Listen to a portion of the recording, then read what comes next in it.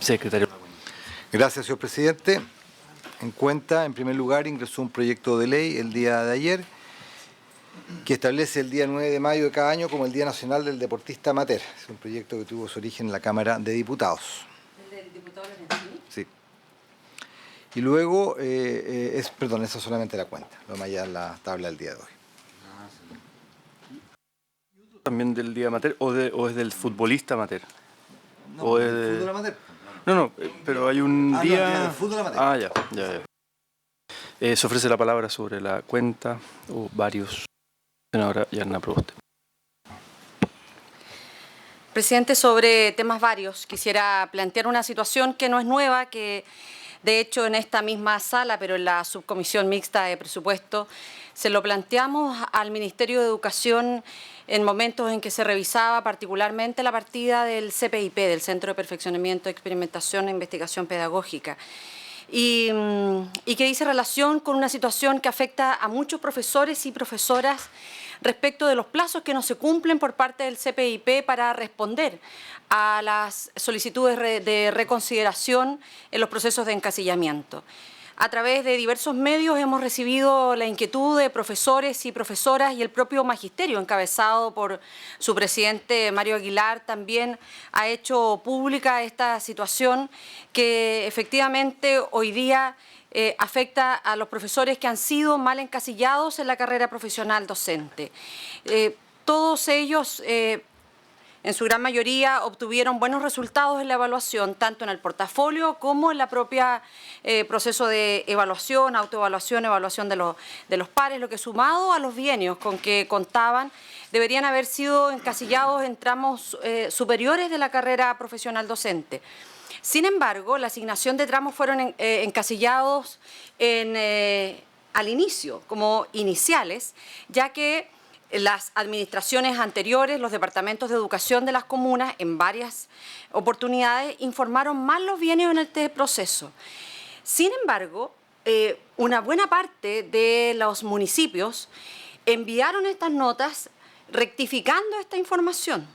Porque recordemos, cuando parte la carrera, se abre un portal y los profesores y profesoras tenían acceso a mirar esa información.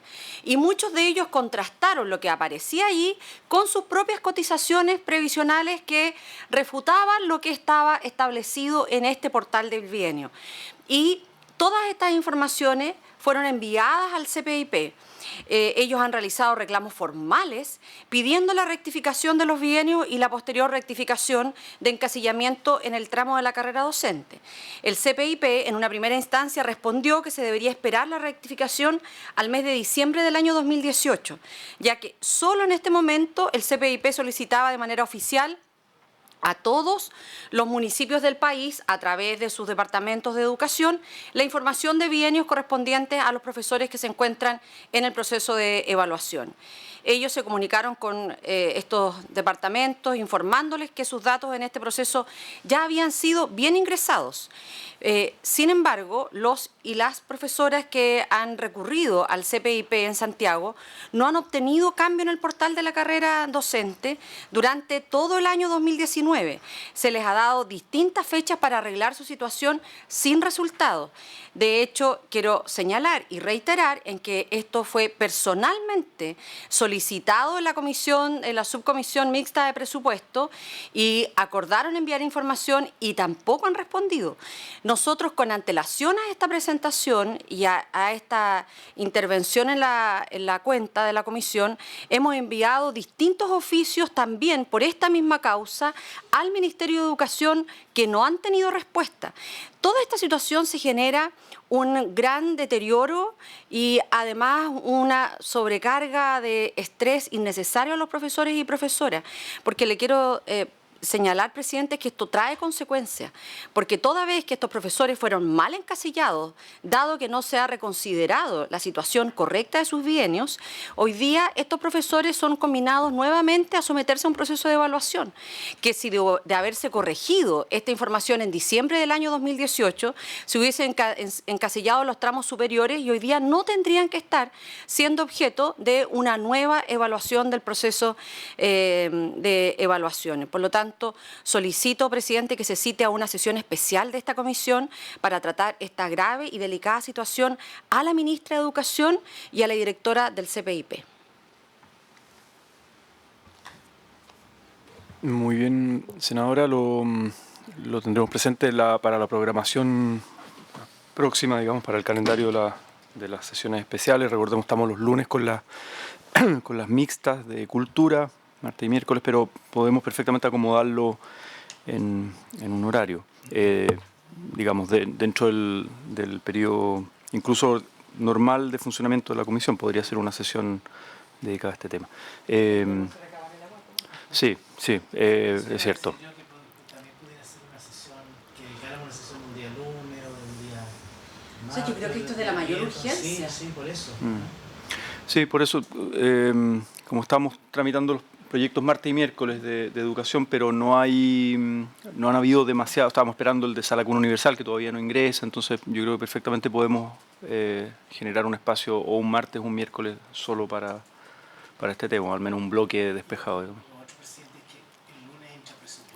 Es cierto. Entonces eso significa que probablemente ya a partir de la mitad de octubre vamos a tener que ocupar harto tiempo en las subcomisiones, Claro. en la mixta, porque uno esté o no esté, pero igual está interesado a lo menos en determinadas partidas. Claro. Entonces, Presidente, Sí, sumando senadora a lo que ha planteado el senador García, que efectivamente esto demanda un tiempo y un trabajo adicional, también aquí hay un carácter de urgencia porque los profesores están siendo combinados ahora a someterse al proceso de evaluación. Y lo que nosotros esperamos es que aquí hay una tarea que está pendiente desde el año 2018. Y por lo tanto, si los profesores son bien encasillados, se rectifica la información, que además, presidente, es una información muy concreta. Es la información de los bienios, que basta contrastar lo que tienen ellos con la información física de los informes de cotizaciones previsionales, que da cuenta del tiempo que han estado trabajando. Si se rectifica eso, porque como este es un algoritmo en donde va por una parte los resultados de la evaluación más otros elementos como los bienios, eso se rectificaría y no estaríamos frente a una situación no solo injusta, porque los profesores han dejado de percibir remuneraciones durante todo este tiempo, sino además que eliminando este agobio de lo que significa someterse a una nueva evaluación sin tener ellos ninguna necesidad de hacerlo, porque tienen el mérito suficiente para estar en los tramos superiores de la carrera. Entonces, creo que esto es bien urgente, presidente. ¿Les parece entonces? Dentro de la próxima semana, normalmente nosotros después del miércoles, o sea, después de esta sesión, programamos para la semana siguiente, todavía no hemos programado, entonces teniendo esta información, si hay disposición, lo ponemos dentro de la programación ordinaria de la comisión, no días extra. Es que los lunes estamos con la mixta, esta de cultura en la tarde, entonces como ya tenemos... Esa ya siguió, pero podría ser perfectamente martes o miércoles dentro del horario de la comisión, digamos. ¿Parece? Lo programamos y convocamos. Y citando a la ministra y dentro del ministerio al CPIP. También. Bueno, podría venir, claro, a manifestar como dentro de la sesión Colegio de Profesores. Sí, senador García. que seamos cuidadosos de no citarla, ¿cierto? El mismo día y hora en que supuestamente va a estar allá. Porque puede ser ella o quien ella designe, me imagino yo, no sé. Pero quien tiene que venir de todas maneras es CPIP. Sí. Pero eso, tener esa... ¿cierto? Bueno, ahí podemos programar. Parece importante que se tome en consideración. Muy bien. No sé si hay otro punto de la tabla o varios, perdón, de la cuenta. ¿Está invitado? Pasamos, sí. Que pasen los invitados. Tenemos en tabla continuar la discusión en particular del proyecto de ley que modifica el decreto con fuerza de ley número 2 del Ministerio de Educación con el objetivo de evitar el exceso de tareas escolares para ser realizadas en el domicilio de los estudiantes, el boletín 10.100 730. Y tenemos como invitados de la Fundación Aptus, la directora académica, señora Javiera Necochea, y de la Universidad de Santiago, el académico, adelante, hola, buenos días, señor Jaime Retamal. Por ahí. Muy buenos días, Jaime. Entonces, la idea es que nuestros invitados tengan cada uno aproximadamente un tiempo de 15 minutos cada uno para una primera presentación y opinión del proyecto de ley, y luego abrimos comentarios, preguntas de los senadores y senadoras. Entiendo que ya hay una presentación programada del señor Jaime Retamal de la Universidad de Santiago. Sí, parece que hay una presentación PowerPoint. Bien, entonces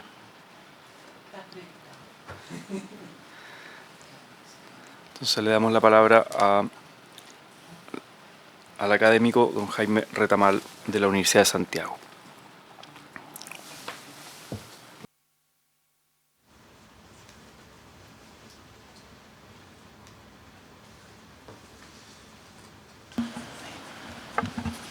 Muchas gracias por la invitación.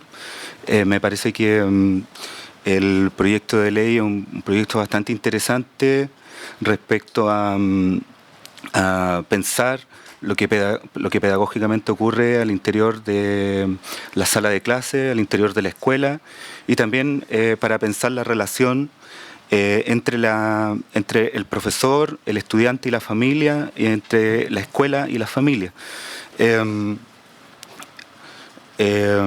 Así que muchas gracias por la invitación, y es un honor poder aportar con algunas cuestiones. Lo primero que hay que decir es que es el tópico de las tareas escolares, de las tareas para la casa. Las tareas que son tareas extensas, tareas, digamos, pesadas, grandes, es un hecho controversial en el mundo de la educación. No es un hecho sin controversia. En general, hay muchísima evidencia respecto al carácter cíclico, controversial y diversificado respecto a si enviar o no enviar este tipo de tareas. Estamos hablando de las tareas pesadas, grandes, tareas que duran más de 10 minutos, más de 20 minutos, tareas que duran 1 hora, 2 horas, 3 horas.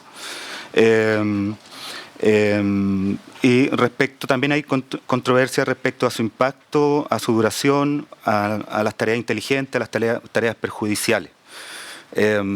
Estuve revisando en Fiestas Patrias la evidencia, la última evidencia, y básicamente no se ha movido la evidencia. Siguen apareciendo otras variables, pero básicamente la evidencia dura dice esto.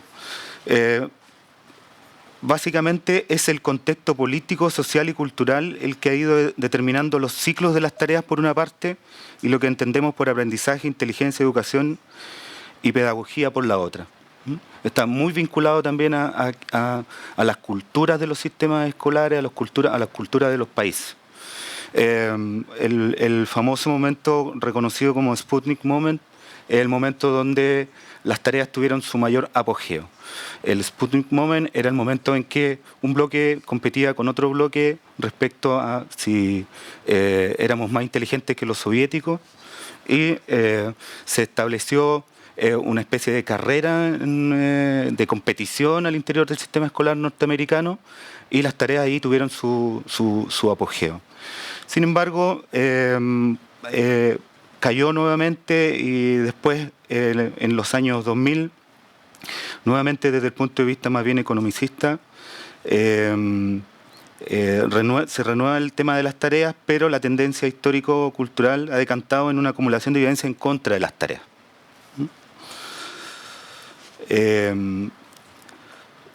Las tareas escolares, como digo, hay que definir ahí, son tareas para la casa, son tareas fuera de la clase, fuera de la escuela, para la clase, para la escuela. Eso es como lo que hay que entender. no superan la prueba de su posible eficacia ni de su equidad.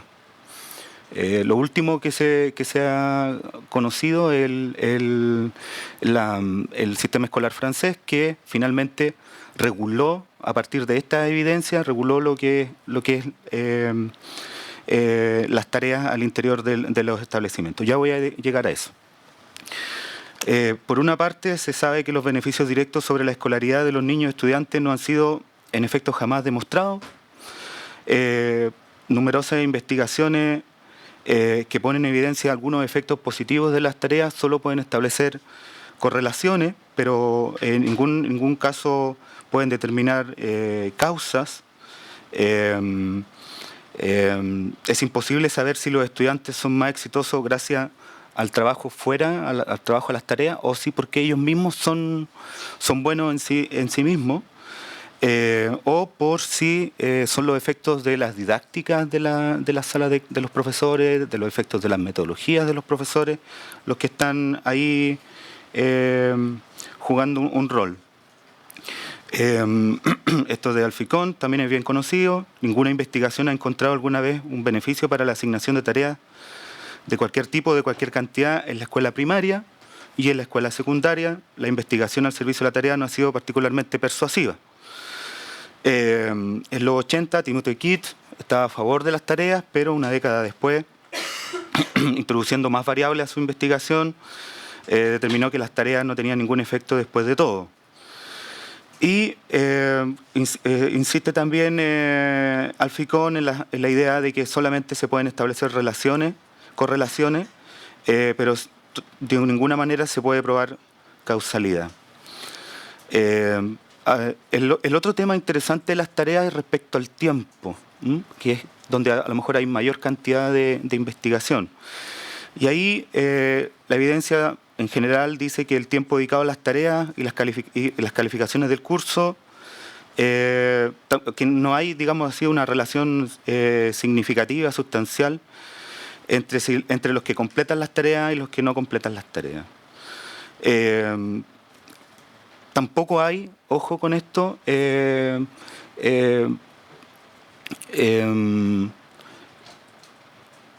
tampoco los profesores revisan las tareas. También hay evidencia de eso. O sea, hay tareas que quedan en el limbo, por decirlo de alguna manera, en el aire. Entonces, no son retroalimentadas, no son metodológicamente retroalimentadas, guiadas. Eso también es interesante y un factor a tener en cuenta. Las tareas son un importante factor de selección social, pues los padres de clases más vulnerables no pueden aportar el mismo tiempo de ayuda que los padres dotados de un capital cultural, económico y social superior. Eso también es como súper evidente, que las tareas de una u otra manera discriminan a los papás que tienen menos condiciones, a los papás que no están en la casa, los papás que trabajan, los papás que no pueden estar con sus hijos, los papás que no entienden las tareas, los papás que no saben cómo trabajar las tareas. Por eso es que se insiste en la idea de que en general este trabajo en el espacio familiar de una u otra manera penalizan masivamente a los estudiantes que tienen padres de categorías socioprofesionales desfavorecidas y vulnerables, ¿no? Pero esos mismos estudiantes obtienen resultados sensiblemente iguales a sus compañeros cuando el trabajo es realizado en el curso, en la sala o en el colegio, que es lo que hizo el gobierno francés finalmente para regular las tareas.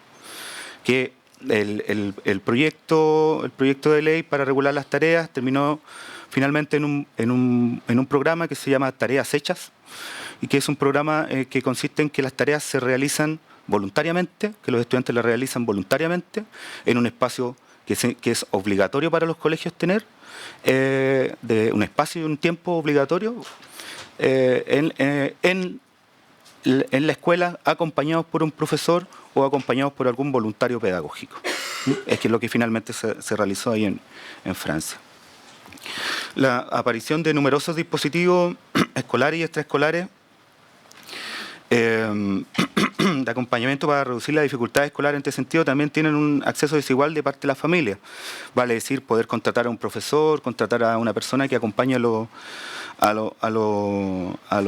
estudiantes fuera de la clase. Bueno, también esto también es un tópico, las tareas para las vacaciones. Están prescritas en casi todas partes del mundo. Acentúan un retraso de uno por sobre otro, eso también es como sumamente evidente. Ahora, esto es interesante.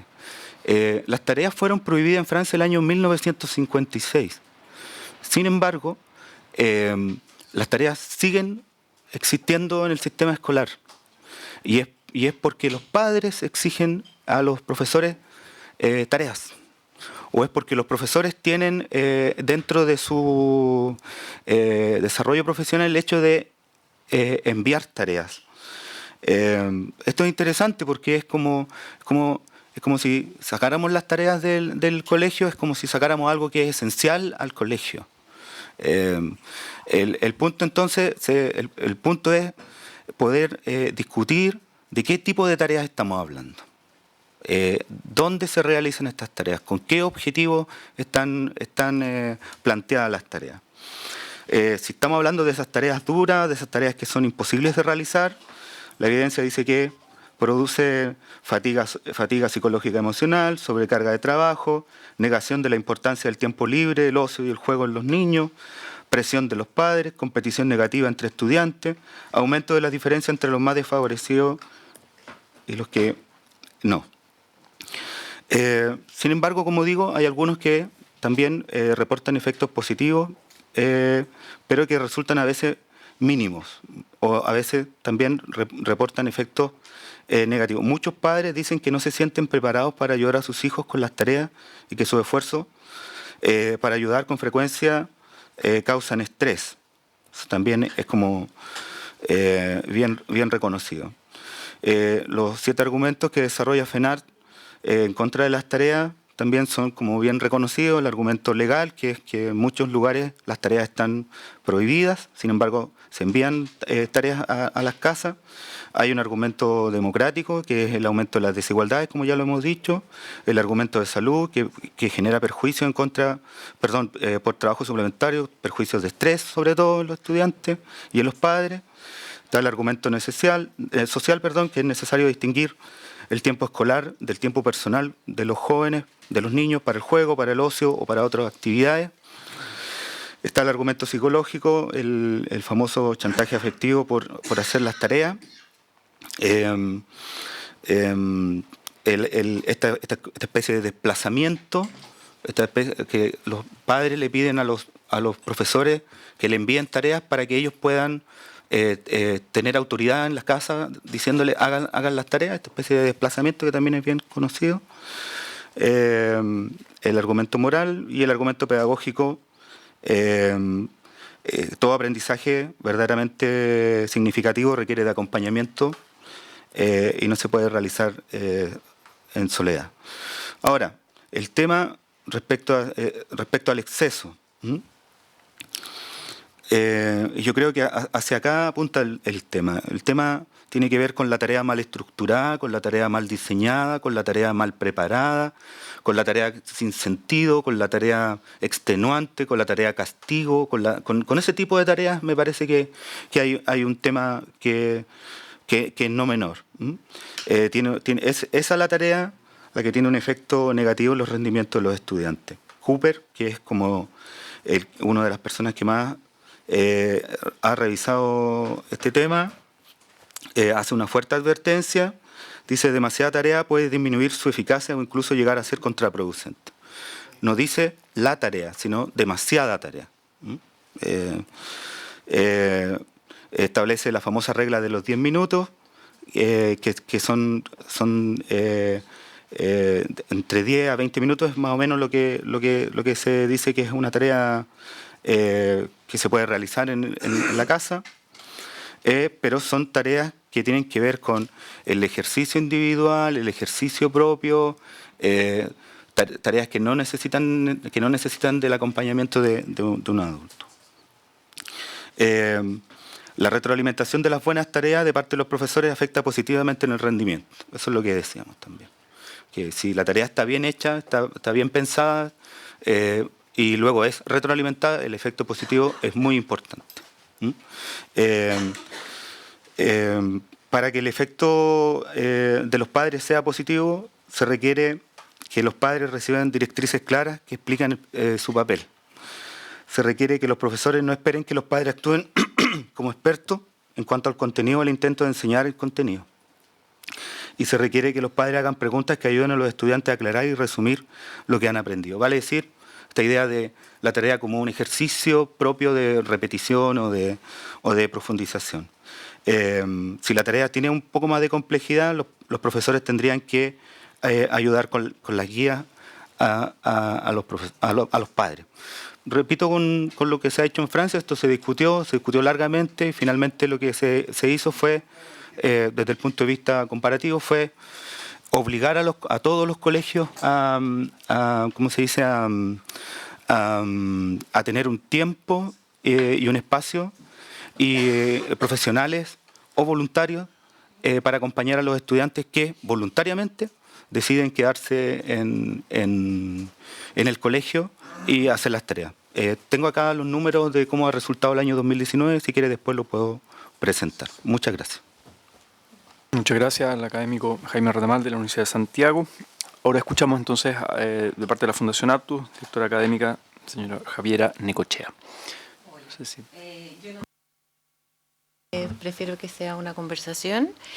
Y en primer lugar estoy totalmente de acuerdo que las tareas son un tema muy controversial y que hay estudios para todo. O sea, en el fondo, si uno encuentra un estudio que dice que no impactan en el aprendizaje, uno también encuentra un estudio que dice que sí impactan en el aprendizaje.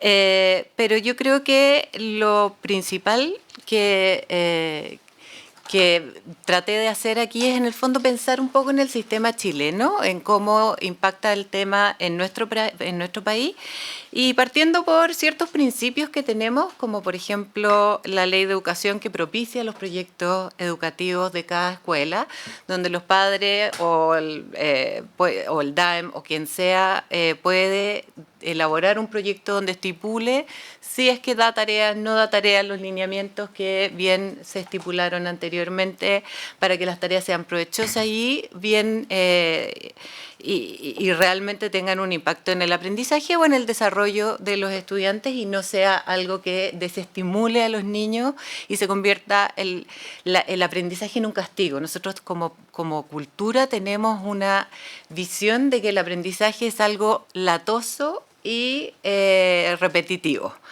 que es algo que en otras culturas no sucede. El aprendizaje es interesante, es atractivo, es un descubrimiento.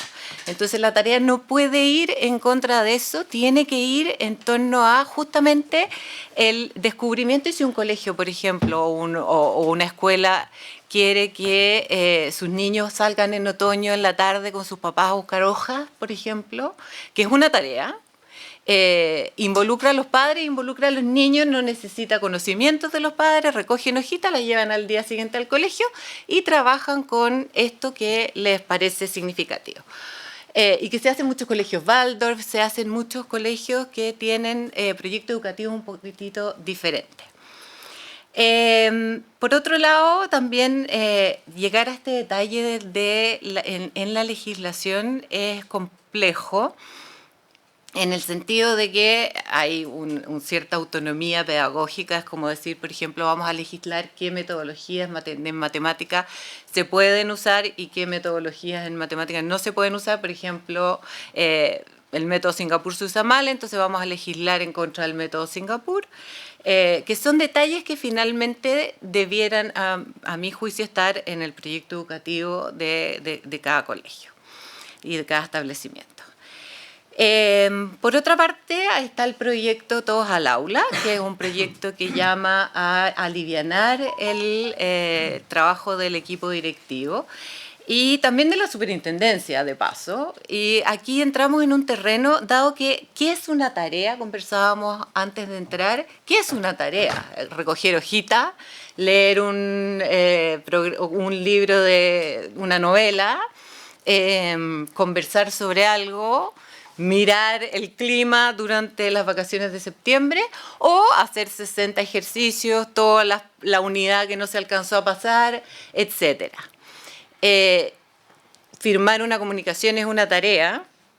Sí, es una tarea, desde el punto de vista depende del punto de vista y depende del criterio con que se le mire. Por lo tanto, si establecemos vía ley esto, la superintendencia, y los directivos se van a ver en un enjambre legal y de acusaciones y de denuncias, digamos, bastante complejas desde mi punto de vista. O sea, yo fui directora de un colegio y hay veces que esto se interpreta de cierta manera, que los apoderados sienten que tienen que reclamar por interpretaciones o no que hace distintas del colegio de este tipo de iniciativas. Por lo tanto, yo creo que sería muy perjudicial para el programa Todas al Aula.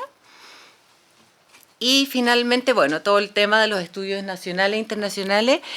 Y la verdad es que en Chile el tema de las tareas nos parece ser como algo agobiante ni espantoso. O sea, según la OCDE, en la prueba PISA, en la entrevista que se le hace a los niños en la encuesta, el resultado es que Chile está dentro de los 10 países que menos tareas da en segundo medio. Y en segundo medio es donde los estudios nos dicen que las tareas tienen un mayor impacto en el aprendizaje de los estudiantes, no así en educación básica. También que las tareas por nivel socioeconómico hay más en los colegios, en los niveles socioeconómicos más altos, no en los más bajos. Y también que finalmente la relación entre la tarea y desempeño es más alta en aquellos países como Singapur, como Hong Kong y Shanghái, que tienen un altísimo volumen de tareas en segundo medio. Estoy hablando porque la prueba PISA es en segundo medio y que responde también a esta idea de que las tareas tienen un mayor impacto en el aprendizaje de los estudiantes en los cursos más grandes que en los más chicos. Sin embargo, también está el tema pedagógico, o sea, no solo el sistema del impacto a nivel escolar, sino que cuáles son los propósitos de las tareas. Las tareas tienen miles de propósitos, como dije antes. Uno puede reforzar y repasar ciertos contenidos, uno puede dar una lectura o una actividad que tengan que hacer en la casa para introducir una nueva materia. También uno puede permitir que los estudiantes apliquen e integren habilidades resolviendo problemas y por lo tanto uniendo la cultura de la escuela con la casa, que no solo uno aprende en la escuela, sino que también en la casa.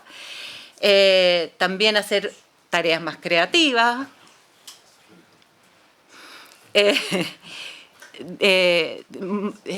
Y también, y que esas son las tareas, en el fondo, los propósitos de las tareas que son más académicos.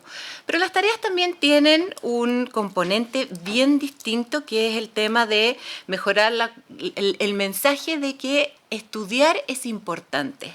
Y ese mensaje es muy concreto en la casa y en el colegio, porque en el establecimiento se trabaja todo el día aprendiendo, o por lo menos es la idea, pero también en la casa le da la instancia, la oportunidad al papá o a la mamá o a quien sea que cuide al niño en la tarde, decirle, es importante que tú hagas tu tarea porque es importante estudiar. O sea, hay una valorización del estudio, no solo en el colegio. Y finalmente, el tema de la responsabilidad. A pesar de que en los cursos menores no hay tanto impacto de las tareas y que es más controversial el hecho, sí hay un tema de la regulación de la función ejecutiva en los niños, que es la capacidad que tienen ellos de planificar, de organizar su tiempo, de hacer una serie de pasos para llegar a cumplir un objetivo, que no tiene que ser un objetivo tal como dijimos antes, gigantesco ni largo, pero sí organizar ya. Voy a llegar, voy a tomar té, voy a jugar un rato y voy a hacer la tarea. Y después me voy a duchar y me voy a acostar. Y eso es algo que a los niños, que en general en la escuela no lo pueden desarrollar porque justamente tienen la directriz del profesor o quien sea. En cambio, que en la casa, si se da una buena tarea que el niño puede realizar solo y que es un tiempo justo, el niño puede ir regulando mejorando este sistema y desarrollar más su sistema de autocontrol. Por ejemplo, voy a dejar de jugar ahora porque tengo que hacer esto y después voy a seguir jugando. Es muy importante. Entonces, no es que porque tenga menos impacto en el aprendizaje haya que dar menos tareas en la básica, si son tareas razonables y bien pensadas para los niños de esa edad.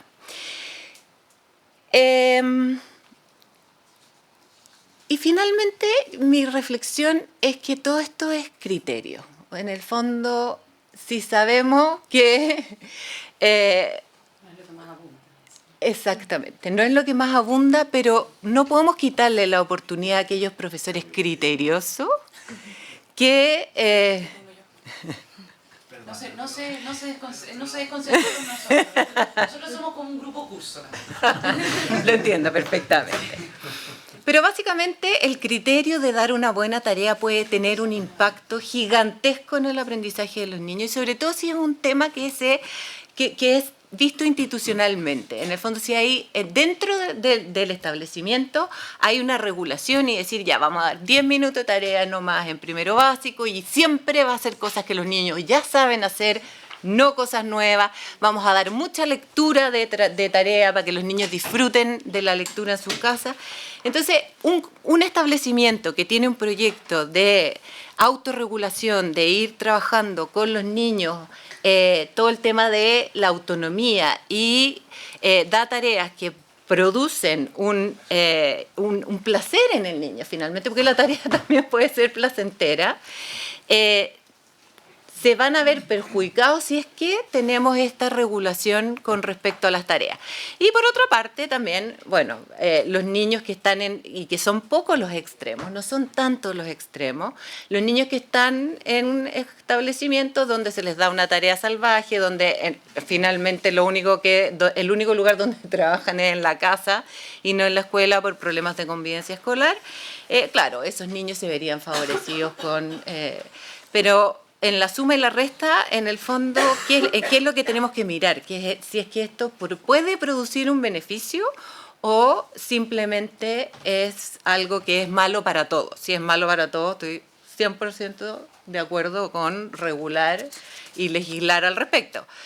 Pero entendiendo que lo que yo he visto, por lo menos, en los estudios internacionales, en las conversaciones también, y en mi experiencia como directora, fui directora en Renca, no en un colegio particular, que es posible hacer tareas razonables y que aporten al trabajo de los niños.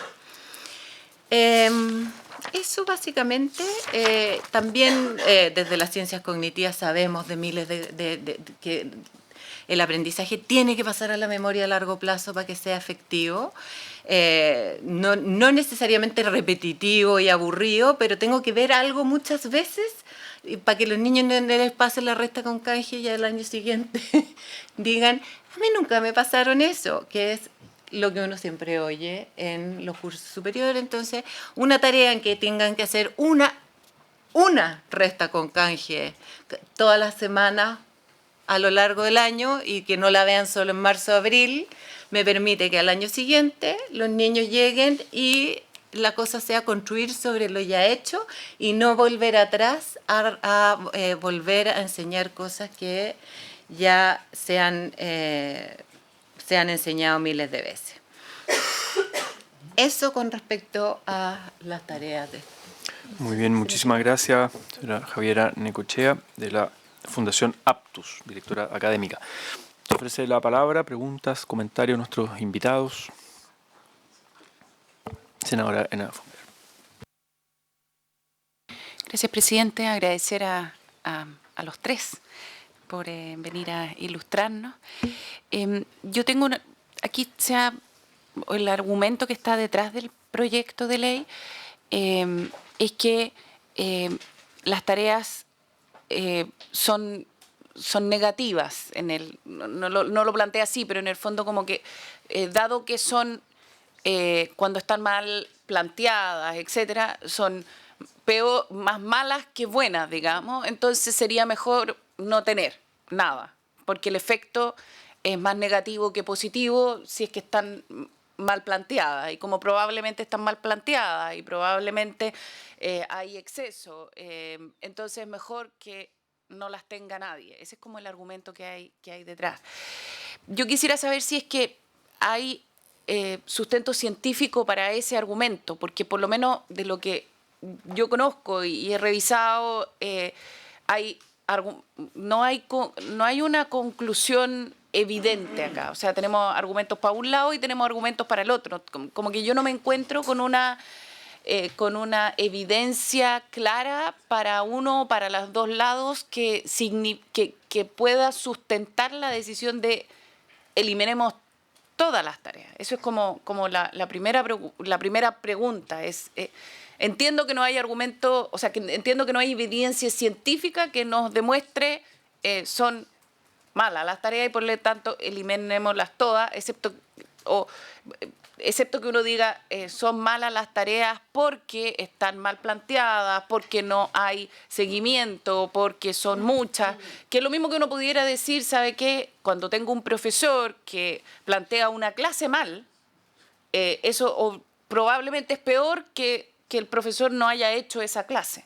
No sé si me explico en el argumento. Entonces, uno podría decir, es peor, o sea, es mejor no haber hecho una tarea mal planteada, es mejor no haber hecho una clase mal planteada. Y en ese caso, entonces, uno podría decir, ¿sabe qué? Mejor, o sea, claro, porque en el fondo puede que esté mal planteada la clase. Eso es lo primero. Lo segundo, respecto al tema del acompañamiento en el hogar. Me llamó la atención una cosa que era que de la presentación suya, que decía que no es bueno una tarea de un niño sin acompañamiento, creo que decía, o solo. Quizá aquí yo estoy más bien pensando como mamá. Yo nunca hice una tarea con uno de mis hijos, de verdad. ¿Por qué? Porque tengo la visión, que puedo estar súper equivocada, de que es una tarea de él o de ellos, que en el fondo, y creo que es una tarea mal planteada cuando el niño no la puede resolver solo, y entonces es una tarea mal planteada, porque creo que una de las cosas, pero esto es una cosa, porque creo que una de las cosas que más mejores de las tareas, más que el conocimiento, es el manejo del tiempo, es la enseñanza de la responsabilidad, más bien eso que la tarea misma. O sea, creo que el conocimiento tiene que pasarse en la sala, pero aunque sean cosas mínimas, es manejo del tiempo del niño, es responsabilidad del niño, y si no la hizo, entonces ya entran los papás. Yo nunca pensaría, pero puedo estar equivocada también, de que la idea de la tarea es que se haga siempre en conjunto con los padres, excepto que sea una cosa específica, donde el colegio busca que exista una tarea compartida entre padres y niños. Creo que pensar en la sociedad que tenemos hoy, donde tenemos muchas mujeres trabajando, que es buena idea y que es súper bueno pensar en que todas las tareas tienen que ser con los papás, yo diría entonces no, porque la verdad es que tampoco nos ayuda al niño. Entonces, no sé si hay evidencia que muestre de que es malo para los niños hacer sus deberes solos en casa, siempre y cuando estén bien planteados. De nuevo, argumento inicial. Porque entonces sí yo encontraría que estamos, o sea, entonces no, porque de verdad no, o sea, la sociedad de hoy en día es imposible. Entonces estamos planteando un imposible y entonces los papás van a llegar a las 10 de la noche a hacer las tareas con los niños en la casa y eso creo que es un error. Excepto que los niños... Entonces, de nuevo, hay evidencia que muestre de que es malo para los niños que realicen una tarea solos sin acompañamiento, que es lo que creo entendí, quizás lo entendí mal. Entonces, cerrando, dos preguntas básicas. ¿Tenemos evidencia que nos muestre de verdad que las tareas siempre son malas? Segundo, excepto que no estén bien planteadas y todo lo que yo ya dije. Y segundo, el tema del niño haciendo deberes solo. Hay evidencia que muestra que eso es malo para el aprendizaje del niño. Gracias, presidente. Vamos a recoger más preguntas, comentarios. No sé si hay más preguntas, comentarios ¿no? Yo quisiera aprovechar al profesor Jaime Retamal, que mencionó al final de su presentación que tenía datos recientes, ¿no? Si pudiera también compartirlo del 2019.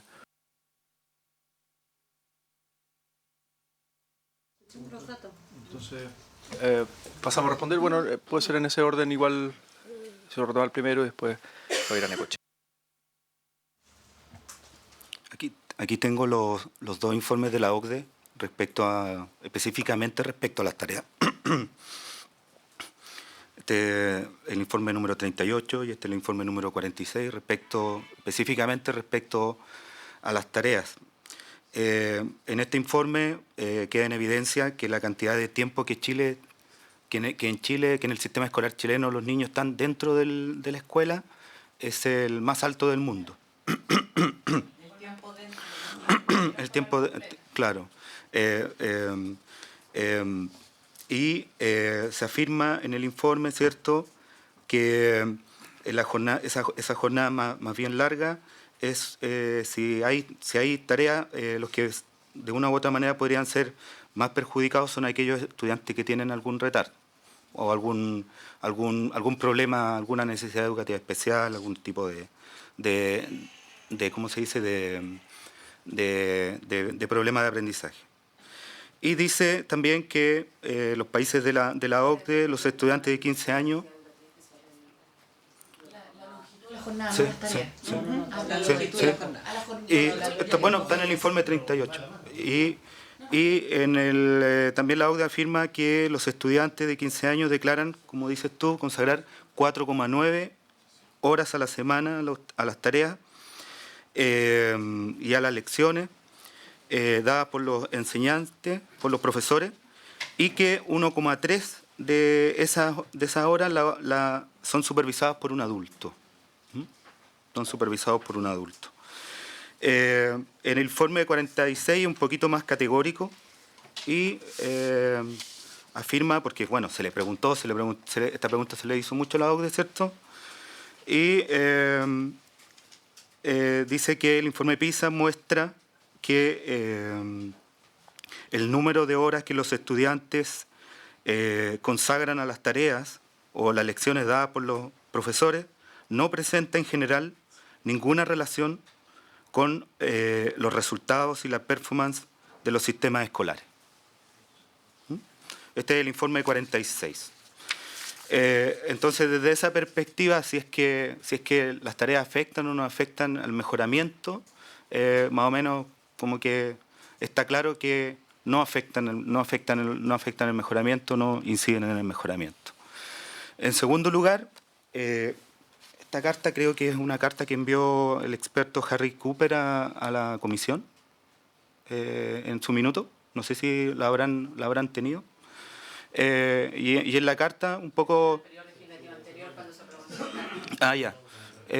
Y es una carta en la que el mismo Harry Cooper, que es reconocido como el experto mundial en el tema de las tareas, insiste en la idea de que en la regla de los 10 minutos, como decía yo recién, y que esa regla es, al contrario, positiva, ayuda, pero no tiene que ver necesariamente, y esto es como decía usted, senadora, no tiene que ver necesariamente con el tema del aprendizaje, sino que tiene que ver con el tema de la autonomía, de la responsabilidad, de esta serie de habilidades, de una u otra manera, digámoslo así, blanda, que el colegio también busca. Pero que si las tareas no son de ese tipo y son tareas más bien extenuantes, agobiantes, etcétera, son tareas que no tienen ninguna... por el contrario, afectan psicológicamente, dañan la ¿cómo se dice? La autopercepción, etcétera. O sea, son realmente negativas desde todo punto de vista. Eso es como lo que se sabe. Entonces, no es cero tareas, como se dice, cero con Z, cero tareas, cero homework. No es posible, porque el ejercicio cotidiano en soledad es positivo. Pero más allá de 10 minutos, es negativo.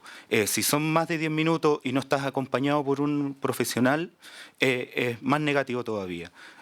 Si es positivo si lo haces dentro de la sala de clases, es positivo si lo haces dentro del horario escolar, es positivo si lo haces dentro de la escuela, siempre y cuando estés acompañado por un profesor, un voluntario o un asistente de la educación. Pero el tiempo va aumentando el tiempo va. Que termine la presentación, después o sea, hay tiempo pagado, pero Sí. para hacerlo. Y los datos 2019, un tercio de los colegios pusieron las horas para hacer tarea al comienzo de la jornada escolar. Otro grupo importante de colegios puso el horario para hacer tarea a la pausa del mediodía, de la media tarde, para hacer las tareas escolares. Y un grupo importante de colegios lo puso al final para hacer las tareas escolares. En este proyecto, que cualquiera lo puede ver en línea, se llama Devoir Fait, que es como se llama el programa en Francia. En el año 2019 se movilizaron 340.000 horas suplementarias para hacer tareas en el sistema escolar francés. Y se gastó aproximadamente 1,2 millones de euros en reforzar el programa. El programa, insisto, es acompañado por profesores, por asistentes de la educación y por voluntarios de alguna ONG. Muy bien, muchas gracias. Ahora sí, no, está bien, señora Javiera Necochea. Respecto a las preguntas, perdón, se me olvida siempre. Con respecto a las preguntas, si hay evidencia en PISA que dice que no, hay evidencia de Marzano que dice que sí, hay evidencia. Como dije inicialmente, esto es un tema que tiene evidencia para todo. Donde no hay tanta, digamos, controversia con respecto a las evidencias y los distintos estudios que hemos revisado es en términos de la autorregulación y del desarrollo de la función ejecutiva de los estudiantes, que es todo lo que es la autorregulación, la planificación, y que es donde efectivamente los niños con déficit atencional y con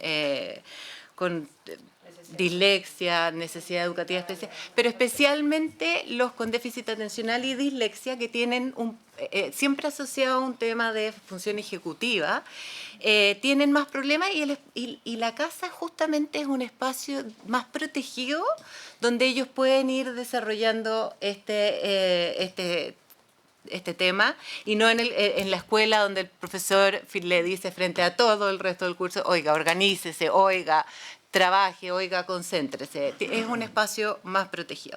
Entonces, en esa área no hay controversia. En el otro área, la verdad es que hay infinitos estudios y hay más tirado para poco efecto que para ningún efecto y muy pocos que dicen que así si uno iguala las condiciones hay un efecto positivo. Pero sí en los estudios controlados, es decir, donde se establecen las condiciones que hemos establecido aquí, como que la tarea sea de un tiempo apropiado, que sea con temas que los niños pueden hacer solos, etcétera. Eso sí tiene un impacto positivo y más positivo en una buena tarea tiene un impacto positivo. Entonces, a mí me incomoda un poco legislar en contra de las tareas porque hay profesores que no lo saben hacer, porque hay mucho que tenemos que mejorar en nuestras carreras de pedagogía y en nuestra formación docente y que no podríamos legislar en contra de todo eso para evitar que los profesores usen mal ciertos métodos pedagógicos.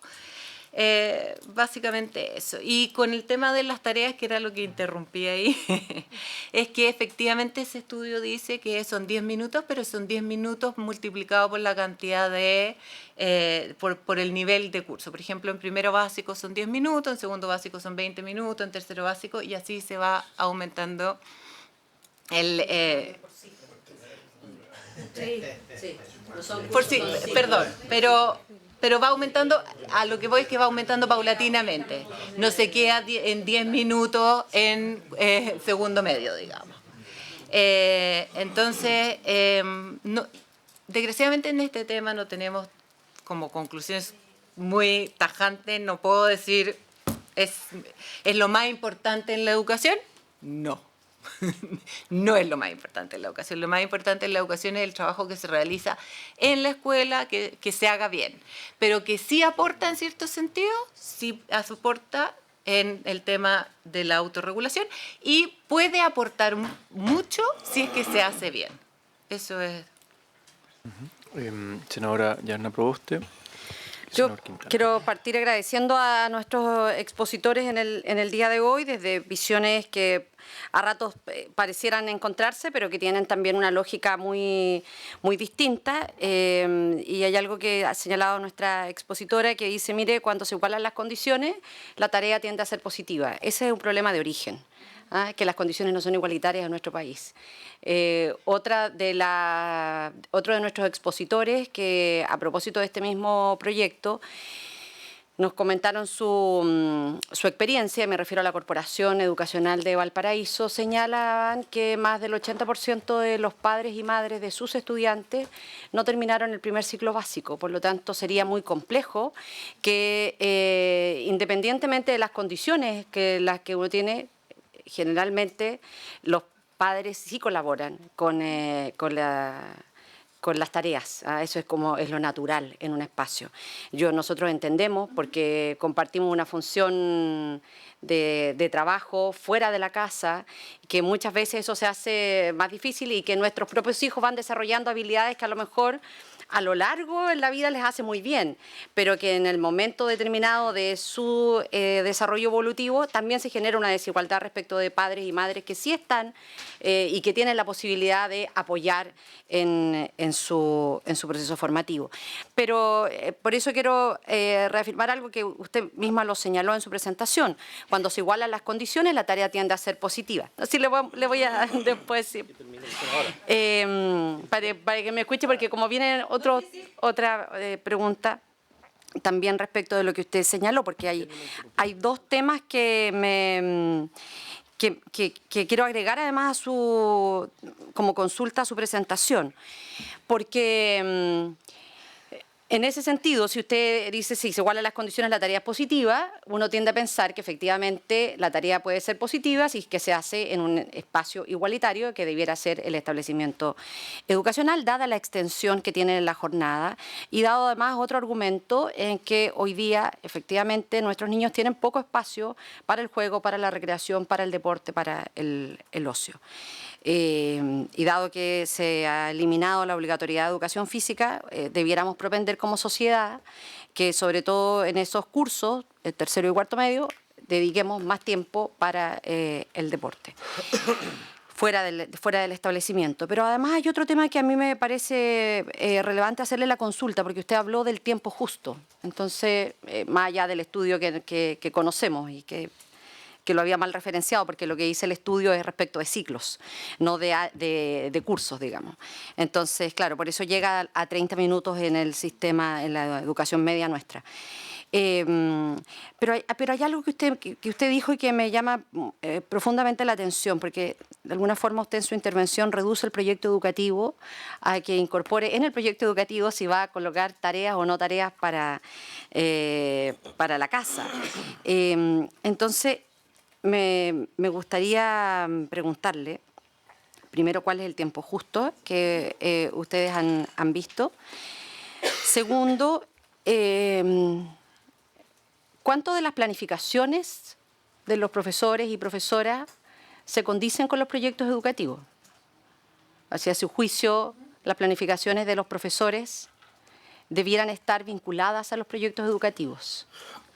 Lo pregunto porque estaba mirando su página, la página de la organización que usted representa, y me encontré con las cotizaciones de ventas de planificaciones para el próximo año. Entonces, me pareció interesante hacerle la consulta, si es que las planificaciones que ustedes venden están asociados a los proyectos educativos de cada uno de los establecimientos educacionales y cómo los proyectos educativos influyen finalmente en esas definiciones. Eso, por ahora. Pero vamos a escuchar demás preguntas. O sea, la idea es recoger ahora preguntas, entonces está la solicitó el senador Jaime Quintana, después el senador Carlos Montes. Sí, más comentarios que preguntas. Yo comparto el análisis que hace la senadora Proboste. Creo que hay un tema aquí que es bien de fondo, que es la inequidad que tiene el sistema, porque no es lo mismo un estudiante, ¿no es cierto?, que como el caso que ustedes mencionan, que los papás pueden apoyarlo en este tiempo adicional, sean 10 minutos, 5 horas, 3 horas, lo que sea. La verdad que igual es preocupante el incremento que se plantea. Versus un chico que no tiene los mismos niveles de contención, que es un porcentaje muy alto de los chilenos. O sea, lo que pasa es que muchas veces este sistema, respecto al cual mantenemos un status quo, que a veces nos acomoda, no distingue, ¿no es cierto?, en un sistema altamente inequitativo, donde hay un chico que a lo mejor tiene a la abuela que le ayuda a hacer y vive con ella, y no vive con los padres no pueden, trabajan todo el día, trabajan fuera, o vive solo, vive con hermanos, con la realidad de muchos niños. Entonces, yo creo que ese es un aspecto que tendemos a invisibilizar, como también es un aspecto que tendemos a invisibilizar el que Chile, según lo que nos señala la Junta Internacional de Fiscalización de Estupefacientes, está dentro de los 10 países en el mundo de mayor consumo de metilfenidato. Entonces, estos antecedentes, el Ritalin, estos aspectos van todos de la mano. ¿Ah? Y esto está ocurriendo en muchos colegios públicos hoy día en Chile, pero muchísimo, un porcentaje de niños, muy alto de niños está siendo medicado, a veces luego de una mala nota, el profesor malo bien le dice, ¿sabes qué? Vamos a ir donde el orientador, aquí hay un déficit atencional y por lo tanto candidato al Ritalin. Es una realidad de muchos establecimientos. Entonces, frente a eso, ¿qué? No hay evidencia, por favor. Tampoco hay evidencia para el kinder obligatorio. Sin embargo, hoy día probablemente se va a votar el kinder obligatorio. Yo tengo muchas aprensiones, lo voy a apoyar en general, creo que se puede mejorar mucho en particular. No hay ninguna evidencia que diga que Chile debe legislar respecto al kinder obligatorio cuando es un porcentaje que va evolucionando bastante naturalmente con el correr del tiempo. Entonces, seamos cuidadosos con esto de la no evidencia. Jaime señalaba muy claramente lo que está demostrado y varios otros especialistas, médicos, profesores, lo plantearon también, gente que ha dedicado mucho tiempo a la investigación aplicada en lo que fue la discusión de este tema hace 3 años atrás, y señalan que efectivamente las tareas no están significando ningún complemento a los logros. Entonces, ya ese solo antecedente debiera a nosotros permitirnos un llamado de atención. Si a eso le agregamos el tema de fondo que está detrás de todo este estrés escolar que es real y no lo queremos mirar, que tiene que ver que después de 25 o 30 años es tiempo ya de analizar, y esta comisión no lo ha hecho, y ningún gobierno lo ha hecho, en serio, qué pasa con la jornada escolar completa, qué está pasando con la última hora. Yo no sé si ustedes conversan con los profesores y qué les retroalimentan ellos, qué significa la última hora de clases. El niño no aprende nada, está sentado ahí, está reventado, y ese niño después lo mandamos a contar a la casa. Chile tiene, ustedes saben, el doble de horas a la semana que lo que tiene Finlandia, 42 horas versus 21 horas Finlandia. O sea, ese es un tema que hoy día la jornada escolar completa nosotros debiéramos entrarla a mirar en serio. Yo creo que por eso valoro que se haya puesto en discusión este proyecto, pero esto no es una cosa aislada. Lamento también que no esté la ministra, esto no está en ninguno de estos temas que apuntan claramente a la calidad de la educación. Todos estos temas van de la mano y todos tienen que ver con un nivel de segmentación que tenemos en el sistema escolar, de segregación profunda, más segregado que el barrio, y eso es mucho decir, y por supuesto de niños que están siendo medicados de una manera altamente inadecuada. Bien. Senador Carlos Montes. Bueno, muchas gracias por lo leí, lo suyo no lo alcancé a oír todo, pero o sea, es claro de que no hay una sola fórmula para todo esto, ¿eh? Y que de repente tener al padre al lado puede ser muy determinante de toda la historia del niño, y de repente puede no serlo. O sea, depende mucho de... En algún tiempo me tocó trabajar historias personales de personas, ¿eh? En su historia, su desarrollo. Y es claro que en algunos casos una conversación con los padres o una tarea lo determinó para toda la vida. O sea, lo marcó para toda la vida. O con un profesor. O sea, la forma en que se hacen los seres humanos no es lineal, ¿eh? O sea, tiene muchos altos, bajos. Y yo creo que la desigualdad es importante al punto de que yo he visto estudios de los niños que viven en casas serbios, por ejemplo. Su mayor bronca, la tercera mayor bronca es que no tienen dónde hacer las tareas en 34 metros, no tienen dónde concentrarse. O sea, la desigualdad no es solo de otra naturaleza, es física incluso. Pero yo quiero ir a otra pregunta que cada vez a mí me resulta más, que no tiene que ver exactamente con esto, pero está en los supuestos de esto. ¿Qué está pasando con los niños? ¿Quiénes son los niños de hoy día? ¿Qué tienen que ver los niños de hoy día con los niños de Comenius cuando empezó la pedagogía? Yo le digo a Comenius y es súper interesante, pero no tiene nada que ver un niño de hoy con un niño de esa época. Entonces, hay un concepto de la educación que supuestamente es un diálogo entre generaciones, ¿no es cierto? Una de las tantas definiciones en que supuestamente la sociedad va ayudando a los niños a desarrollarse para incorporarse a la sociedad y para muchas otras cosas. Pero ¿qué está pasando con los niños? ¿Quiénes son los niños? ¿Qué está ocurriendo con ellos? Porque a lo mejor le estamos chuntando poco. Yo creo que los niños hoy día hacen procesos de aprendizaje muy distintos a los que hicimos los que estamos acá, algunos más viejos, otros. O sea, yo no tenía televisión cuando estaba en esta etapa, no había televisor. O sea, un niño que está lleno de estímulos y está viendo y tiene, o sea, un niño que tiene que estar aprendiendo ahí, o sea, no sé si aprendiendo la palabra, pero por lo menos está interactuando con elementos que otras generaciones no. Entonces, ¿qué está pasando con el niño de hoy día? Desde que apareció el famoso teléfono, en que el niño tiene un trabajo intelectual, no sé si intelectual es la palabra, pero un trabajo de curiosidades permanente. Entonces, mi pregunta, en ese contexto, ¿qué piensan ustedes? Porque buena parte de nuestra reflexión como Parlamento es tratar hemos tenido muchas balas de plata acá, de distintas escuelas, de distintas teorías, de distintos proyectos educativos, de distintas experiencias, pero al final hemos aumentado de $1.000 millones al año en educación a $17.000 millones al año en educación y estamos con un problema. Y a lo mejor el problema tiene más que ver con un nivel de comprensión de la particularidad de los niños, que además los niños son tremendamente diversos. En la generación mía éramos considerados todos iguales. O sea, era una definición que éramos estandarizados. O sea, a partir de esa base, la educación. Hoy día los niños son tan distintos unos de otros. Entonces mi pregunta es, ¿quiénes son los niños de hoy día? Más que cuáles son las mejores teorías pedagógicas, los mejores proyectos. ¿Cómo se desarrolla un niño concreto de hoy, de este mundo actual? Esa es mi consulta. O sea, sé que no tiene una respuesta única, pero ¿qué reflexión conocen? ¿Qué estudio? Porque... Bien, ahora sí le damos la palabra a señora Javiera Necochea y después a la señora Retamal. Ya, me ha gustado esta forma de... Con respecto a igualar las condiciones, yo me refería a igualar las condiciones en las tareas, no en los tipos de niños, ni en los niveles socioculturales, ni en el fondo una misma tarea. Y ahí también voy a recalcar una tarea que está bien diseñada, que está pensada para hacerse sin apoyo de los padres.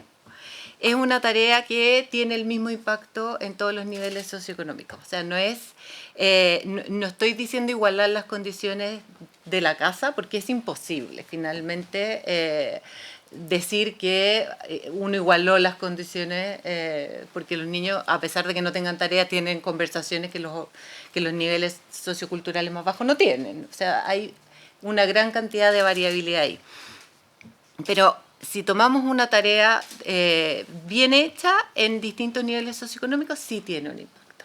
Y una tarea bien hecha me refiero a una tarea que sea en un tiempo que el niño es capaz de concentrarse, en un tiempo donde, y dependiendo de la edad, efectivamente cite mal y es menos tiempo, pero...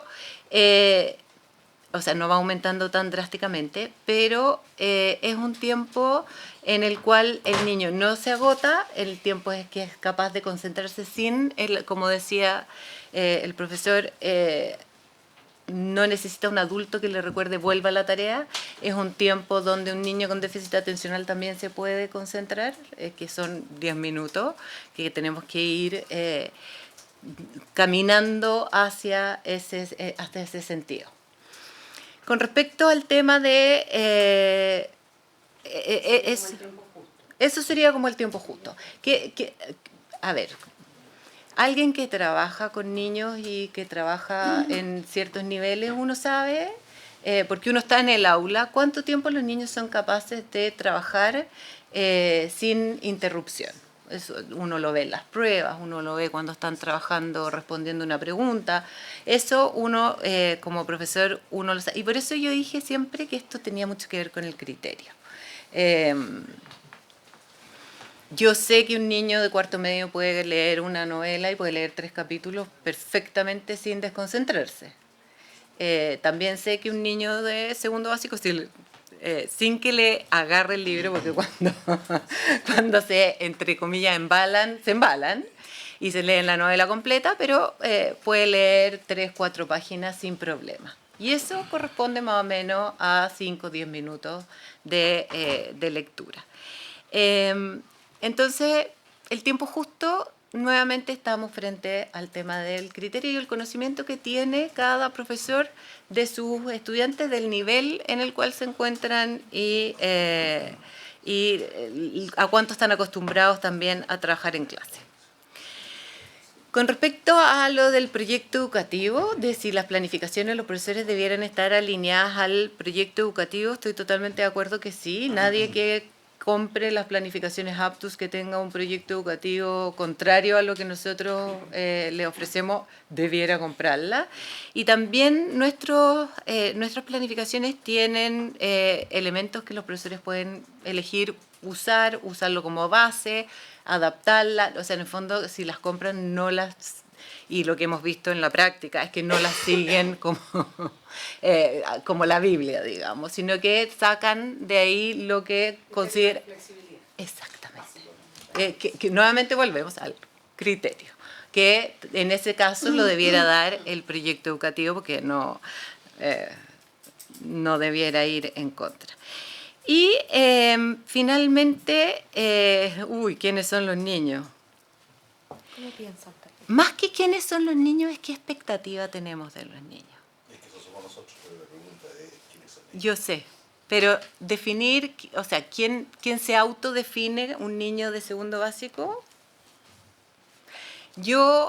Mis expectativas con un niño de segundo básico son, en general, que sean niños curiosos, que les guste aprender.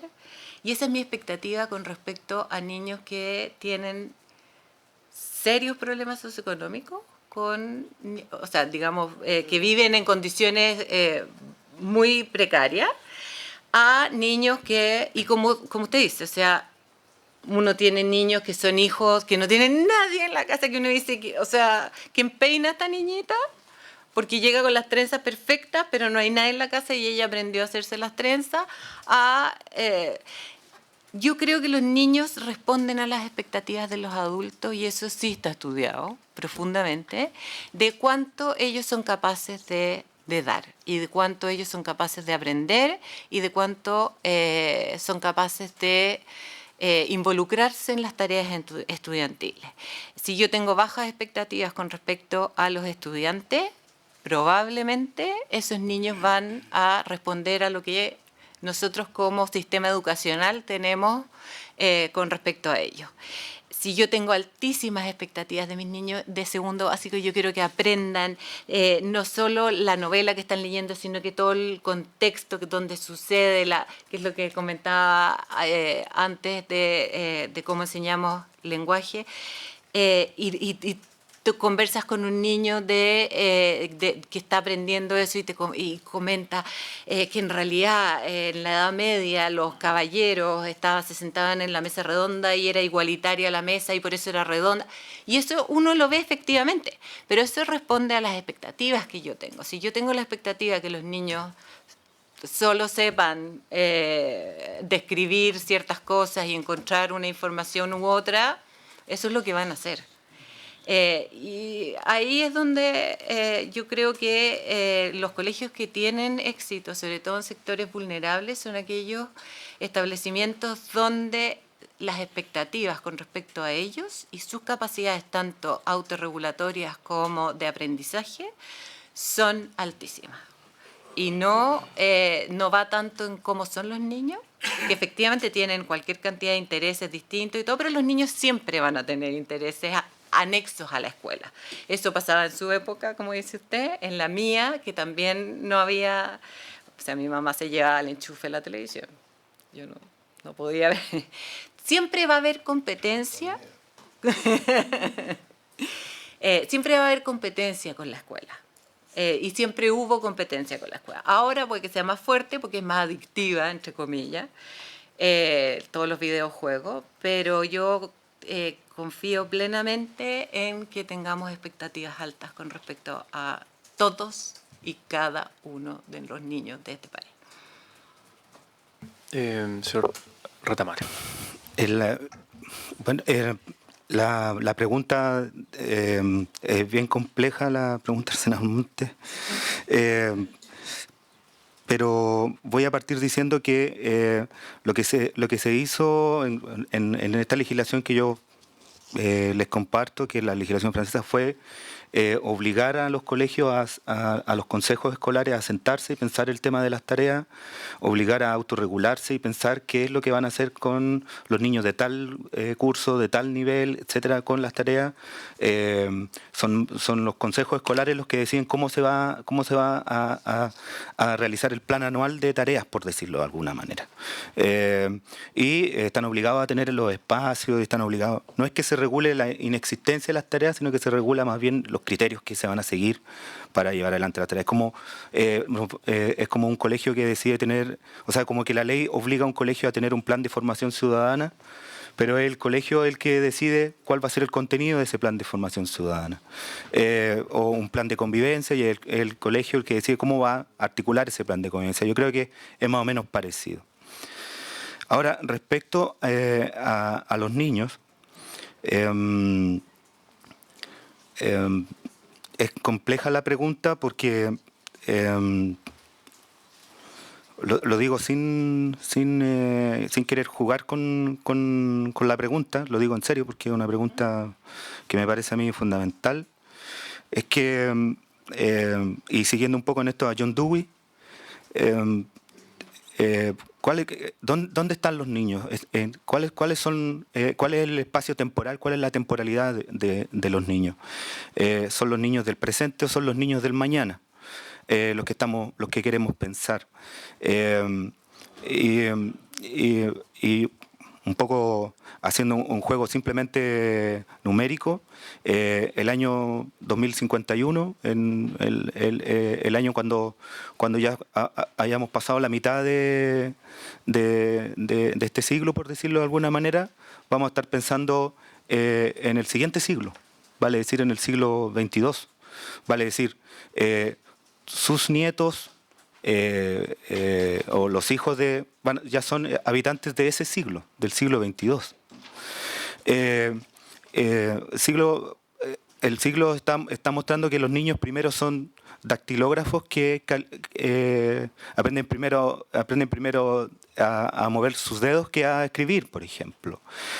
Los niños están más interesados en trabajar en preguntas, en proyectos, que en trabajar en recibir información como uno lo ha recibido.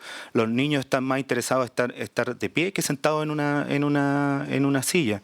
Los niños están más interesados en interactuar a través de medios tecnológicos, de crear a través de medios tecnológicos, que a recibir una lección tradicional con pizarrón, etc. Y parece que esos niños no están presentes en el sistema escolar. Parece que hay una especie de esquizofrenia. Lo digo usando la palabra en el sentido a grosso modo. Que por un lado el desarrollo de la sociedad está avanzando, estamos pensando ya el 2049, el 2050, el 2051, el siglo XXII, y las escuelas están pensando a los niños como si los niños fueran de una naturaleza distinta a lo que es la sociedad y la cultura y el desarrollo de cómo está ahora la cultura.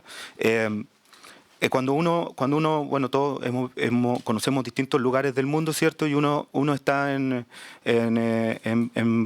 París y está en Londres y está en Vladivostok o está en donde sea, y el Starbucks va a ser siempre el mismo. Y el antropólogo Marc Augué decía que esos lugares se llaman no lugares. Porque en todos lados es el mismo McDonald's, el mismo Starbucks, son lugares que no tienen ninguna distinción. Y parece que las salas de clase cada vez más se están convirtiendo en no lugares. Son no lugares que son todas iguales, y además durante muchos años, muchas décadas, esos lugares siguen permaneciendo de la misma manera. Y yo creo que aquí es también súper importante, lo digo con mucha responsabilidad, hacer una autocrítica a las universidades que somos formadores de profesores. Porque la formación inicial docente también tiene este problema. Somos formadores de profesores de este tipo, de profesores que entran al sistema ya viejos, con metodologías viejas, no pensando en esto más profundo y más radical a lo que usted hacía mención. Senador Montes, me dio la palabra. Muy breve. El gran problema de la educación pública es que tiende a ser más estandarizada que la particular por distintas situaciones, incluso legales, normativas, etcétera. Yo veo que hay un conjunto de colegios, incluso pagados, que tienen una investigación permanente de quiénes son los niños. O sea, una vez a la semana se reúne el elenco a decir quiénes, porque las generaciones van cambiando, los grupos, y las realidades son muy... Y yo creo que eso nos falta mucho en lo público, ¿eh? O sea, nos falta mucho en... Pero lo que yo quiero decirle frente a lo que usted dice, a mí me parece bien lo de las curiosidades de todo esto. El problema es que los niños no son un conjunto vacío, ¿eh? Los niños vienen con ciertos desarrollos culturales, lo que él dice, familiares, situacionales, etcétera. Y la educación no puede hacer abstracción de eso porque termina a tientas, porque no interactúa con un niño más concreto, histórico, pero también específico del grupo social. Entonces, o sea, a mí me hace mucha fuerza Paulo Freire, por un lado, que dice lo más importante en la educación es quién es el educando. No el educador solamente, sino que quién es la persona que está en proceso. Y por otro lado, todas estas teorías que dicen que el gran problema hoy día es que los niños están muy escindidos. A diferencia de antes, los niños tendían a integrar conocimiento, afecto, tecnología. Ahora vienen puras cosas por separado y el gran desafío de la educación desde muy chicos es cómo va integrando en una cierta visión de las cosas. Entonces, yo me pregunto esto porque he llegado a la conclusión, después de estar bastante metido en esto, que estamos bien a tientas, ¿eh? O sea, que una generación de profes, ser profe hoy día es lo más difícil que hay, bien a tientas, porque los niños están cambiando mucho, son muy complejos, son muy distintos a antes. Por eso hice la pregunta, no por una especulación académica, sino por un problema, a mi juicio, muy central. Bien, me ha solicitado la palabra señora Javiera Negochea. Estoy de acuerdo que definimos hoy día, o sea, hay unas tendencias que definen hoy día que los niños tienen distintos intereses y eso es real. Tienen distintos intereses que es lo que tenían antes. Pero también hay toda una corriente que está investigando qué está pasando con los intereses de esos niños y sus funciones cerebrales, digamos. Y lo que estamos descubriendo, o por lo menos lo que se sabe en algunos estudios de neurociencia, es que los niños están cableando el cerebro de manera distinta a cómo estaban cableando el cerebro antiguamente. Y que la manera como están cableando el cerebro es una manera que es con atención en muy pocos tiempos. Creo que es el mío, perdón. Está cableando mal, porque eso, ¿no? Es la tecnología, sí. Se está cableando de una manera, pónmelo en silencio, donde los periodos de concentración y la capacidad de analítica es muy corta, porque se cablea de forma muy... como leemos en el fondo, que saltamos de una página a otra, no estamos nunca en la misma tarea, no generamos una reflexión profunda y así es como se están formando los cerebros de nuestros niños. Si nosotros dejamos la formación de los cerebros de los niños a cómo son sus intereses, que es de esta forma, saltando de una a otra, tiene un impacto profundo en la calidad de ciudadano que tenemos el día después. Entonces, desde ese punto de vista, si lo dejamos en manos de los niños, estamos creando ese tipo de ciudadanos. Si es que nosotros tomamos conciencia que los niños tienen que cablear su cerebro de ambas maneras, que también se puede, entendemos que hay que buscar un balance entre los intereses de los niños y lo que nosotros sabemos que es bueno para los niños. Estoy de acuerdo. No lo podemos dejar. Sí. Entonces, nuevamente, efectivamente estamos con un retraso en la manera como estamos formando a los profesores, pero también tenemos que tomar responsabilidad en nuestro rol como adultos y qué es lo que nosotros sabemos que es mejor para los niños, que es algo que en todo ámbito de la formación de los niños a veces no les gusta mucho a ellos. Yo tengo hijos adolescentes, así que... Bien. Yo quisiera plantear o buscar un acuerdo para ver cómo seguimos con este proyecto, porque hay indicaciones presentadas, hay 4 indicaciones presentadas en su momento, hace ya bastante tiempo. Ahora estamos escuchando nuevamente opiniones sobre el proyecto. En la idea, cuando se votó la idea general de legislar, hay una lista larga de invitados que vinieron, hay exposiciones, están en nuestras plataformas, están disponibles esas presentaciones. Una pregunta es si volvemos a traer algunas de esas personas que vinieron en su momento o bien abrimos un nuevo periodo de indicaciones, un nuevo plazo de indicaciones, perdón, y seguir tramitando, porque en el fondo ya estamos en la discusión en particular. Tenemos que digamos, tramitar las 4 indicaciones presentadas y si es que hay nuevas indicaciones tendríamos que pedir un nuevo plazo. Entonces, abro, senador García. Presidente, yo quiero en primer lugar agradecer las exposiciones, por lo menos para mí han sido tremendamente ilustrativas, y sabe que yo al final veo coincidencia en las 2 exposiciones que aparentemente pudieran parecer como tan distintas, porque el profesor Retamal, la señora Necochea, o sea, al final lo que ellos han dicho, mire, si aquí lo que no debe permitirse son las tareas extenuantes, las tareas que no tienen un objetivo claro, en fin, ustedes dieron como varias definiciones y varias calificaciones que debieran tener las tareas para que realmente vayan en favor, en beneficio de la formación de los niños, del aprendizaje de los niños, en fin. Y lo amarro eso con lo que usted nos estaba diciendo recién, presidente, porque yo veo veo que hay una contradicción entre el título del proyecto y lo que el proyecto hace. El título del proyecto dice que lo que busca es eliminar las tareas en exceso. Y probablemente en eso tendríamos acuerdo, aunque yo entiendo que es bastante difícil hacerlo por ley. Pero cuando yo me voy al texto propuesto, lo que hace es que, en definitiva, el que manda tareas, el colegio que permite las tareas, se queda sin subvención. Porque esto está amarrado al reconocimiento oficial y concretamente al artículo 6º, que es la subvención. Porque, a ver, esto está dicho, perdónenme un minuto, pero... ¿Ah? ¿Sí? Entonces...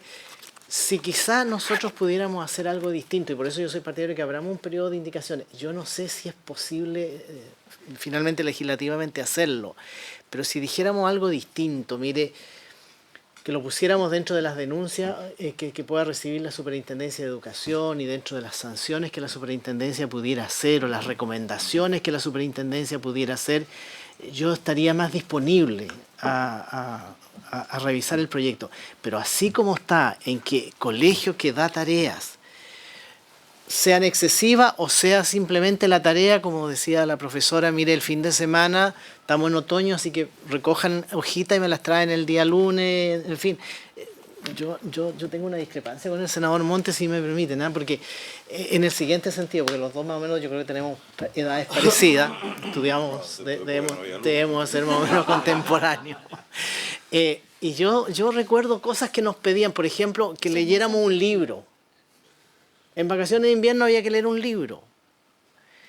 Y no era atroz, pues no era una cosa que no... O yo me acuerdo que nos pedían que, dibuje sus vacaciones y cada uno en una cartulina y traía, en fin, si el que había ido a la playa, el que había ido al campo, el que estaba en su casa jugando en el patio, lo dibujaba. Y no por eso creo yo que... no creo que por eso se haya afectado la formación, el desarrollo de los niños. Yo en eso discrepo bastante. Entonces, como digo, si mantenemos los textos como están, yo voto en contra. Si nos abrimos a otras posibilidades que apunten un poco a lo que aquí se ha dicho, digamos, que tareas excesivas, tareas que, en fin, yo estoy más llano a revisar. Gracias, presidente. Sí, me ha solicitado la palabra la senadora Ana Fonbear, senador Carlos Montes y senador Quintana. Presidente, hay dos sugerencias. La primera es que este proyecto lo votamos en general o sea, se votó en general en la sesión, o sea, ¿cómo se llama? En el periodo legislativo anterior. Entonces, no hemos escuchado tampoco al Ejecutivo actual respecto al proyecto. Eso creo que sería relevante hacerlo como primer tema. Segundo, yo no recuerdo bien cuáles fueron las presentaciones o los invitados que tuvimos la vez pasada y quizás habría que repetir algunos, no lo sé, o revisar bien cuáles son las opiniones que en su minuto tuvimos en torno al tema. Y tercero, después de haber hecho ese ejercicio, creo que sería relevante abrir un nuevo plazo de indicaciones en la línea que plantea el senador García. Creo que sería importante, además que tenemos senadores que no estuvieron en ese periodo legislativo y por lo tanto en ese sentido creo que sería relevante poder primero escuchar o recoger la opinión del Ejecutivo, segundo ver si es que hay invitados que tuvimos en ese minuto, pero sobre todo tener un nuevo plazo de indicaciones. Senador Montes, senador Quintana. No, yo muy breve, yo no es que no esté porque lean, yo estoy convencido además que los adultos le lean a los niños es algo muy determinante en su vínculo con la sociedad y con la cultura y que el niño lea. El problema es qué está pasando en el niño, esa me pregunta. Y que puede ser una u otra, yo no tengo una respuesta a eso, pero he leído teorías respecto a esto y hay distintas, pero creo que es una cuestión clave para la pedagogía hoy día y para la educación hoy día, saber quiénes son. Además, esto ocurre en algunos colegios, que están permanentemente preguntándose en las distintas... O sea, la educación a tientas es un problema serio de la actual época, ¿no? O sea, porque para desarrollar curiosidad hay que partir de quién es la persona que está en procesos de vida, en distintos momentos de su historia. Y sé que por eso sí, complejo ser profesor. Yo estoy porque se lea mucho, ese no es el problema. Tiene que haber una interacción entre la sociedad, o sea, el profesor y el niño, pero con un niño que entendemos algo, más de lo que lo entendemos ahora, creo yo. Senador Jaime Quintana. Sí, la línea es similar a lo que se ha planteado. Creo que es indispensable un plazo de indicaciones. Yo pedí que fuera breve ese plazo, sí, porque la discusión yo creo que en gran medida está hecha. También creo que es conveniente invitar a algunos de los que ya participaron, fundamentalmente a alguien del mundo médico. Yo creo que el tema de qué está pasando cuando tenemos tantos niños con trastornos mentales en Chile hoy día, es algo que nos debe preocupar, y ver este agobio escolar, esta sobrecarga que significa las tareas, jornadas muy extensas en el establecimiento, cómo eso está afectando en los niños. Entonces yo pediría que un plazo breve de indicaciones. Me parece bien escuchar al Ejecutivo, sin duda, y cuidado con esto de que estas cosas no se pueden legislar. Lo mismo se decía respecto del proyecto de pasar de un sistema de nota de escala numérica a un sistema más bien de informe cualitativo, vía reportes, informes semanales, qué sé yo, porque estamos revisando un informe de la biblioteca precisamente respecto de cómo lo han hecho los países exitosos, los países líderes en materia educativa, nórdicos fundamentalmente, todo, sin excepción, no solo no ponen nota, no solo en el primer ciclo básico, en toda la enseñanza básica no hay notas. Dinamarca, un caso, si uno quiere verlo extremo, y todo esto está legislado, todo esto es parte de la legislación general de educación de esos países. O sea, esto de pensar que podemos dejar esto tal como está, yo creo que es el peor de los mundos. Pensar que podemos dejar esto tal cual, no, que siga perfecto, que cada profesor haga lo que quiera, que con el criterio que quiera, que cada establecimiento, con cada proyecto educativo haga lo que quiera, con la planificación que quiera, en fin, yo creo que se requiere legislar, hay que flexibilizar sin duda, yo comparto el planteamiento de la senadora Fombar, y eso habrá que verlo, ¿no es cierto?, buscar el camino más razonable, pero creo que hay que fijar un plazo breve de indicaciones. Muy bien, entonces invitaremos próximas sesiones al Ejecutivo, que ciertamente no ha venido el Ejecutivo actual a pronunciarse sobre el proyecto. Tenemos en nuestras plataformas, ahí está el listado completo de las personas que vinieron en su momento a hablar del proyecto en la votación en general, pero podríamos también elegir algunos de ellos o nuevos, y en eso se abre para que ustedes también sugieran qué nuevos invitados podrían venir, y luego abrir un periodo de indicaciones. Y también los invito a revisar las indicaciones presentadas. Son 4 indicaciones presentadas que ya están presentadas, digamos, hace 2 años, 3 años, no recuerdo bien, pero sí. O sea, no según el comparado que tenemos en... Hay un boletín de indicaciones que está también ahí. Sí. Sí, habría que incorporarla. Comparado porque el proyecto no siguió tramitando simplemente por eso. Está el centro acá. Ahora habría que hacer ese comparado. Estamos en la tabla. Sí, claro, pero no sé qué. Bueno, sí, se hace. Tiene utilidad porque tenemos que tramitarlas en el fondo, esas indicaciones. No, que como se va a abrir un nuevo plazo de indicaciones, entonces es hacer un solo comparado por indicaciones. Ah, claro. Bueno, si lo podemos hacer igual. Igual, sí, pero rápido. Es muy rápido, son 4 indicaciones. Eso es. Muy bien. Perdón, senador García. Agradecemos nuevamente las presentaciones, nuestros invitados, por acompañarnos también en esta sesión y poder dar sus opiniones. Así que muchas gracias nuevamente y por haberse cumplido el objeto de esta sesión, esta se levanta. Gracias.